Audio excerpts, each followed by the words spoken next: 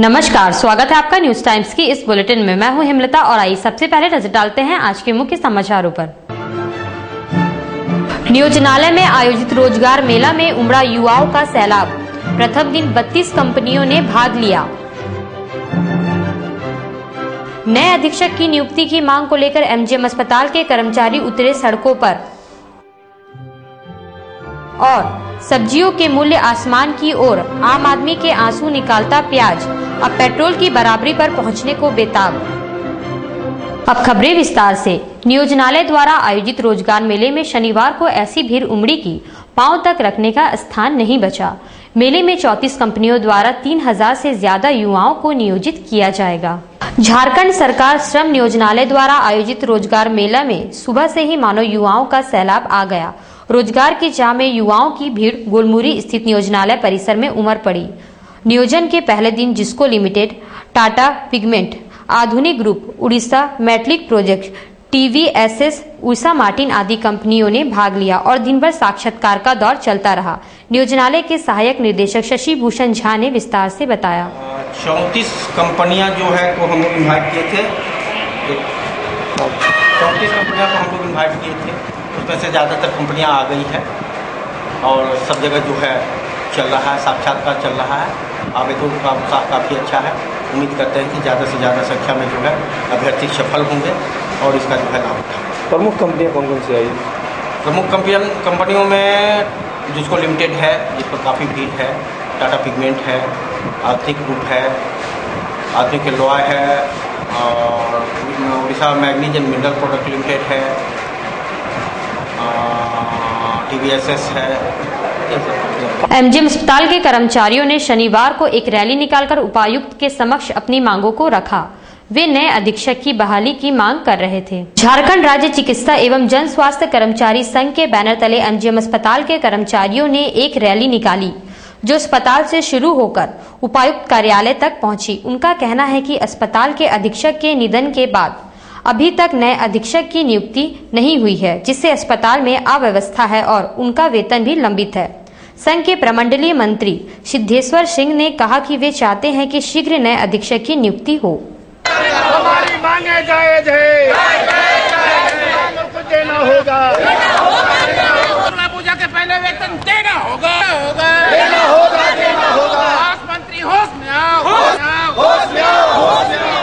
कर्मचारियों का जो समस्या है वो समस्या यह है कि समय पर अभी दुर्गा पूजा आने वाला है, मगर दुर्गा पूजा होते हुए भी आज तक अधीक्षक का नियुक्ति नहीं हो रहा है। इसलिए बड़ा दुख की बात है, समय पर वेतन भुगतान नहीं हो रहा है। कर्मचारियों का जो है सो बहुत से ऐसे वहाँ 3rd ग्रेड और 4th ग्रेड भी कर्मचारी हैं, स्वीपर भी है, सभी लोग हैं। अब किस ढंग से वो किस तरह से अपना बाल बच्चे को पालन पोषण कर रहे हैं, इसके लिए आज कर्मचारियों में काफ़ी रोष है। दूसरी चीज़ है कि यह भी मांग सरकार से हम लोग करने जा रहे हैं उपायुक्त महोदय के द्वारा कि सबसे पहले समय रहते आपका इतनी बड़ी महत्वपूर्ण पर्व माना जाता है दुर्गा पूजा को, उस समय के अंदर ही मानकर अधीक्षक महोदय की नियुक्ति किया जाए, समय पर वेतन भुगतान किया जाए। पेट्रोल की कीमत को हराने पर आमादा प्याज ने लोगों के छक्के छुड़ा दिए हैं। लगता है अब शतक लगाकर ही रुकेगा। एक रिपोर्ट। सब्जियों की कीमतों में लगातार इजाफे ने आम लोगों की परेशानियां बढ़ा दी है। चूंकि अब त्योहार का समय है तो लोगों की जेब और ढीली होगी, इतना तो तय है। जहां तक सब्जियों का सवाल है, लगभग हर सब्जी 30 से 40 रुपए प्रति किलो या उससे अधिक है। परवल हो या भिंडी और फिर करेला हो या लौकी, आम लोग खरीदते समय एक बार लंबी सांस जरूर भरते हैं।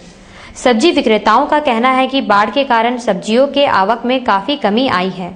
अगर प्याज की बात करें तो पहले प्याज छीलने पर आंसू आते थे, मगर अब खरीदने पर आंखें भर आती है। लोग आखिर करे तो क्या करे, खाना तो बंद नहीं कर सकते हैं। हाँ, सब्जियां कम मात्रा में खरीद रहे हैं, मगर ये कोई समाधान तो नहीं। वेजिटेरियन हो या नॉन वेजिटेरियन, हर व्यंजन में प्याज की भूमिका अहम है और वह अब पेट्रोल की कीमत को चुनौती देता नजर आ रहा है। लगता है अब शतक लगाकर ही दम लेगा। करते हैं सब्जी हो गया 70 रुपया, एप्पल हो गया 60 रुपया, कोई भी सब्जी तो 40 रुपये के नीचे है ही नहीं, तो बाजार करना बहुत दिक्कत हो रहा है। तो ये महंगा हो गया कि आदमी छूना मुश्किल है और खाना क्या है, खाने के बारे में तो सोच ही नहीं सकता। आम आदमी के बस की बात तो बिना प्याज का सब्जी बनाना पड़ेगा। अभी आम आदमी की बस की बात नहीं है। बजट जो चल रहा है इसमें आम आदमी सरवाइव नहीं करेगा। करेला, कुंदरू, पटल, भिंडी, लौकी टमाटर क्या रेट है सबका? 30 रुपए किलो। सब 30 रुपए किलो है।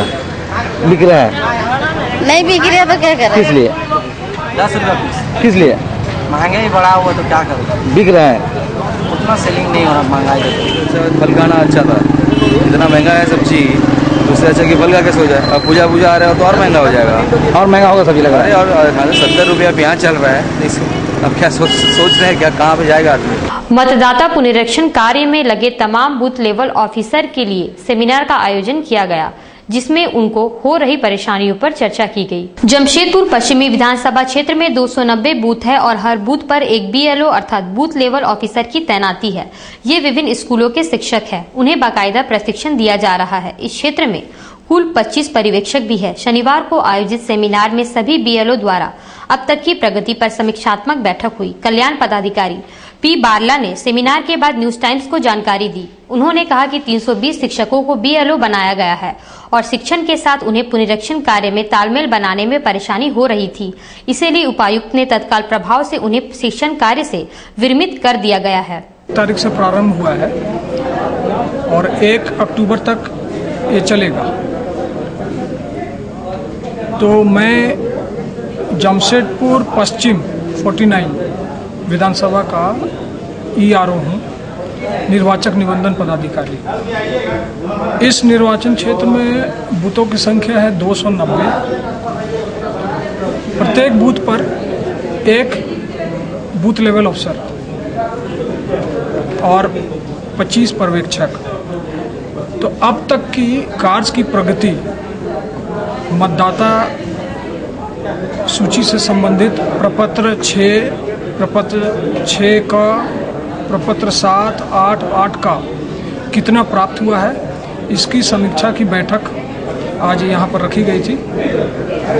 उसी की समीक्षा की गई है। साथ में BLOs को जो भी उनके स्तर से परीक्षाएं थी उसका निराकरण किया गया। क्या परेशानी आ रही है लोगों के पास में? परेशानी है, बहुत लोगों ने अपना गिनाया है। किस तरह की परेशानियाँ आ रही है BLO को? परेशानी मुख्यतः क्या है कि मतदाता जो है कि इनको सहयोग नहीं कर रहे हैं। जब भी लोग जाते हैं तो घर पर मतदाता मिलते नहीं हैं, बहुत लोग हस्ताक्षर करना नहीं चाहते। तो मूलतः जो है कि खुद मतदाता इनसे सहयोग नहीं कर रहे हैं। उनकी समस्याएं थी कि वो स्कूल के साथ साथ इस कार्य को कैसे करें, इस समस्या को रखा गया उपायुक्त महोदय के समक्ष। तो उपायुक्त महोदय के द्वारा उनको तत्काल प्रभाव से शिक्षण कार्य से मुक्ति दी गई है और DODSC को इस आशय का पत्र दे दिया गया है कि आप जितने भी BLO इस कार्य में लगे हुए हैं, शिक्षक जो BLO हैं, उनको विरमित कर दें। करीब कितने शिक्षक लगाए गए हैं इस जिला का, मतलब इस 49 का बात? लगभग 290 हैं। सिंहभूम चैम्बर ऑफ कॉमर्स के चुनाव में महासचिव पद के उम्मीदवार प्रभाकर सिंह ने शनिवार को संवाददाता सम्मेलन कर अपना पक्ष रखा और कहा कि हमारा कोई गुट नहीं है। संवाददाता सम्मेलन में प्रभाकर सिंह के अलावा उपाध्यक्ष पद के उम्मीदवार नंद किशोर अग्रवाल, कमल नरेडी और सचिव पद के प्रत्याशी दुर्गा प्रसाद मित्तल मौजूद थे। प्रभाकर सिंह ने कहा कि कुछ लोग अफवाह फैला रहे हैं कि हमारा गुट है, पर ये सच नहीं है। चुनाव 2013-2015 के लिए आगामी 24 सितंबर 2013 को सवेरे 10 बजे से जो उसका एक AGM आहूत है, फिर वोटिंग 1 बजे से लेकर के शाम को 4 बजे तक है। उसी के मद्देनजर आज ये प्रेस कॉन्फ्रेंस का आयोजन किया गया है। उसमें आज हम लोग यहाँ पर एकत्रित हुए हैं। उनको उपस्थित नंद किशोर अग्रवाल जी हैं जो राष्ट्रीय उपाध्यक्ष हैं मारवाड़ी युवा मोर्चा के, ये उपाध्यक्ष ट्रेड एंड कॉमर्स के लिए खड़े हैं। दुर्गा मित्तल जी हैं, कमल नरेडी जी हैं जो वाइस प्रेसिडेंट PRW के लिए हैं, दुर्गा मित्तल जी हैं जो वाइस प्रेसिडेंट सेक्रेटरी के लिए हैं, और मैं खुद महासचिव पद के लिए खड़ा हूं। और चैम्बर के तमाम सदस्यों से आप लोगों के माध्यम से ये अपील करना चाहता हूं कि वो आगे आएं और अपने मत का प्रयोग करें और इस परिवर्तन के लहर को आगे बढ़ाने में हमारा सहयोग। जिसको ने स्कूल ऑफ होप के जीर्णोद्धार की जिम्मेवारी ली है। बहुत जल्द मरम्मती कार्य भी आरंभ किया जाएगा। जिसको के MD आशीष माथुर ने बताया कि स्कूल ऑफ होप बिल्डिंग के जीर्णोद्धार का कार्य शुरू किया जाएगा। मरम्मती के लिए संबंधित ठेकेदार से वार्ता भी चल रही है। एक बहुत अनूठा प्रयास है जिसके अंदर ये आप स्कूल ऑफ होप जो देख रहे हैं, इसकी बिल्डिंग थोड़ी पुरानी हो गई, कुछ चीज़ें इसमें काफ़ी कुछ यहाँ पे काम होना है। उस काम के अंदर जब जस्को ने बीड़ा उठाया और हम लोगों ने अपने तमाम जो हमारे वेंडर भाई लोग जो हैं, जब उनसे ये बात करनी शुरू करी कि इस तरह से रिपेयर हमें करनी है, तो एक बड़ा अलग रिएक्शन हमें देखने को मिला, जिसमें तमाम जो हमारे वेंडर भाई लोग हैं वो उन्होंने अपने आप आगे बढ़ के ये कहा कि नहीं, हम कंट्रीब्यूट करके काम करेंगे रादर देन पेमेंट। क्योंकि नॉर्मली तो ये होता है कि हम काम देते हैं, वो लोग पेमेंट के केस काम होता है। इस स्कूल ऑफ होप में काम करने के लिए उन्होंने, जिसकी जो एक्सपर्टीज है वो उन्होंने basically almost free of cost उस काम को करने का बीड़ा उठाया कि नहीं, ये हमारी तरफ से कंट्रीब्यूशन है। तो एक बड़ा अनूठा प्रयास है, जिस प्रयास को नाम दिया गया है सार्थक। सार्थक प्रोजेक्ट के अंदर, जिसमें वेंडर और जिसको मिलके इस पूरे रिपेयर वर्क को अगले 3 महीने में कंप्लीट करेगा। और अगर ये देखा जाए तो जो हम अभी मैंने जैसे बात करी है कि जिम्मेदार नागरिक, जिम्मेदार शहर की जो कैंपेन जस्को की चल रही है, ये यहाँ पे चरितार्थ होती है, जिसमें के दोनों साइड मिलके हाथ मिला के एक चीज को बना रही है। एसडीओ प्रेम रंजन ने शनिवार को सभी पुलिस उपाधीक्षकों के साथ बैठक कर थानावार क्रम में 107 के मामलों का निष्पादन करने का निर्देश दिया। एसडीओ प्रेम रंजन ने बताया कि त्योहारों के मद्देनजर विधि व्यवस्था बहाल रखने एवं थानावार 107 के मामले शीघ्र निष्पादित किए जाएंगे। उन्होंने कहा कि उपायुक्त महोदय के निर्देशों का हमें तेजी से पालन करना है। ये बैठक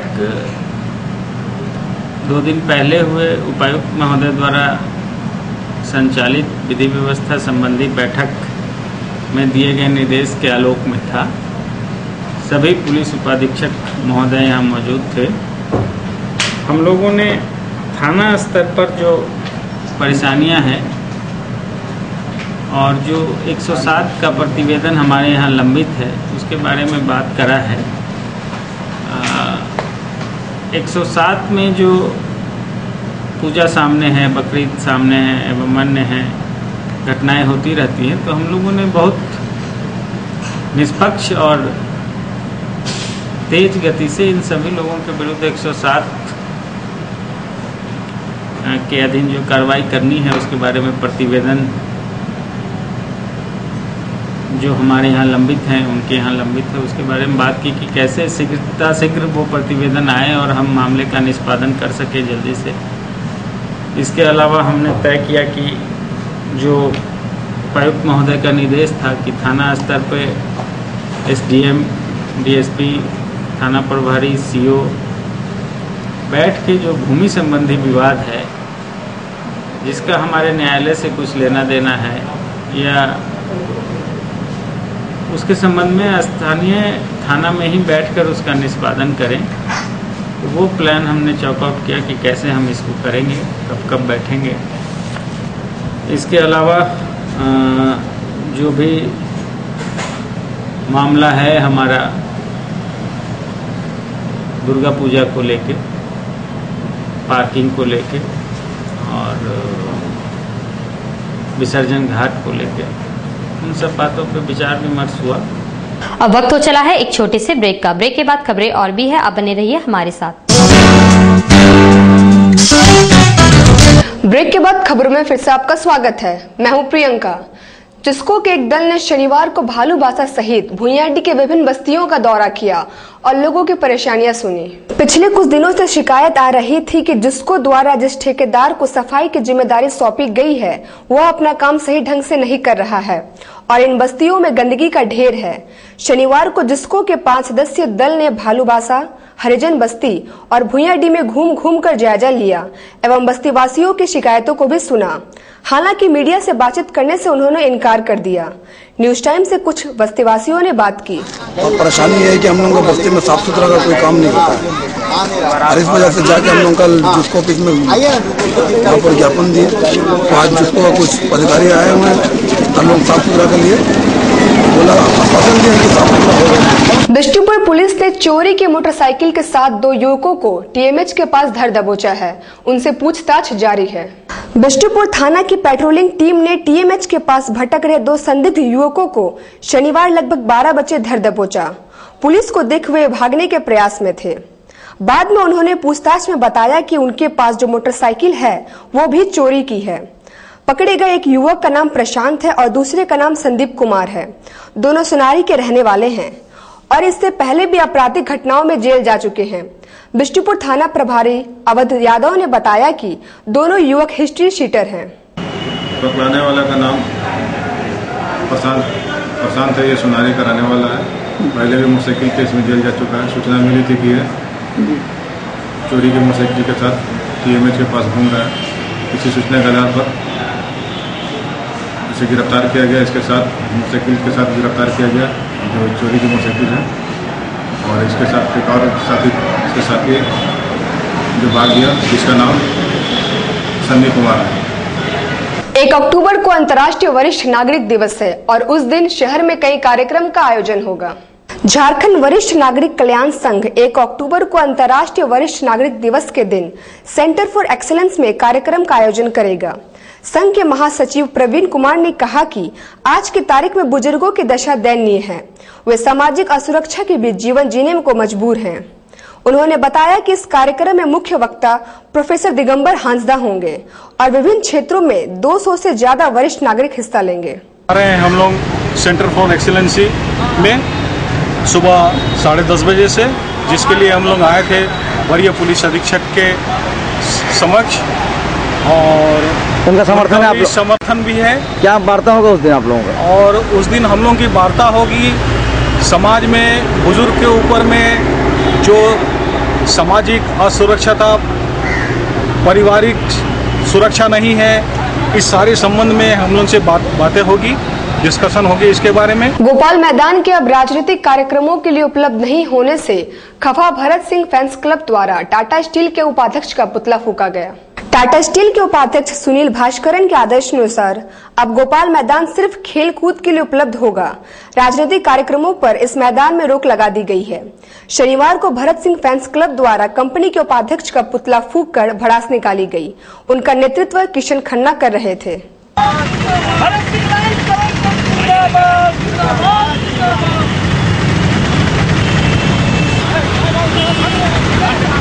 सामाजिक संस्था राजनीतिक के लोग उस मैदान को मांग रहे कार्यक्रम के लिए, वो नहीं दे रहे। इससे पहले संजीव पाल थे, जब भी वो मैदान मांगा गया, रीगल मैदान, सभी को मालूम अच्छे नेता अच्छे कार्यक्रम हुआ है।